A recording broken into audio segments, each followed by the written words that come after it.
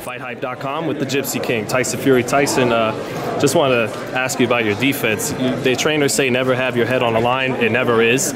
So what makes your defense what it is? Is it practice? That's all it is.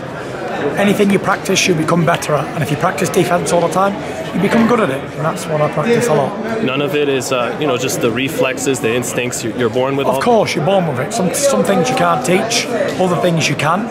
But you're only as good as your practice on what you do. That's it. If you practice a lot, you become good at it. Is it fair at all to say the way you are outside of the ring matches who you are in the ring, unorthodox? I'd say that, yeah. I'd say that. You know, my personality matches my style in fighting.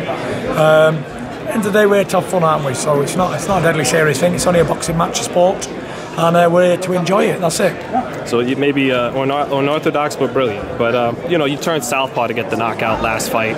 Which stance do you have more power out of? I think I'm ambidextrous. I can knock them out with either hand, and I have done it in the past. So it doesn't really matter either or. I just need to connect and it's over. And Tyson, also, do you think you're proving you're one of the best, not just as a heavyweight, but because heavyweights are never on the pound for pound these days? It's hypothetical, but do you think you're showing you're one of the best? Period. 100%. I'm one of the best stylistically, defensively, offensively, and I'm one of the best boxers in the world at any weight. Doesn't matter. And also, you've been loving the sport so much that it's. But you might go 5 or 6 months without it now, without a fight. How are you going to keep out of trouble? How are you going to keep having fun? I'm going to fight in December. Whether it's going to be official or unofficial, I'll definitely fight in December. Okay. And Tyson, you said in a recent interview, it said Wallin, Wilder, and then the winner of Joshua Ruiz. Does that mean you might fight Wilder? You're expecting to fight him more than once? Or? Yes, I am. Yeah. That would mean he would have to do good enough to force a rematch. Though. Listen, let's see how it goes. One fight at a time. Wallin first. That's it. And I know I've heard you before, but what does it mean to you that you do have a book releasing on November 14th? Fantastic. It's a legacy move. The book will be around for a long time, and I hope people enjoy it as much as I enjoyed writing it. And I know you've said there's probably going to be a lot of spelling mistakes in there.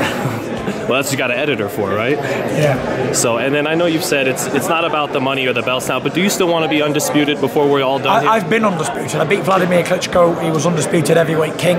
Done that in 2015. I just want to have fun. That's all I want to do. But technically, the BC was the only one missing from the collection. You beat Wilder. Now you got the BC, so then you could get the other 3 that were. Listen, it's very unimportant to me. I only want to have a good time and enjoy myself. That's it. And lastly, I've heard you say, you can't predict what happens, but you said that last fight week, and then when the time came and weigh-in time, you said, "I'm knocking you out in 1 round, bum." Do you think that's what happens at this fight? Right now you're saying it could be anything, but when the fight comes you go, this guy's can't fight. I don't know what to expect from this guy, but as soon as I'm in there for 1 minute with him, I'll know what to do. And I'll let you know then, ringside if you're there. Shout out to you. All right, I'll talk to you after the fight, Tyson.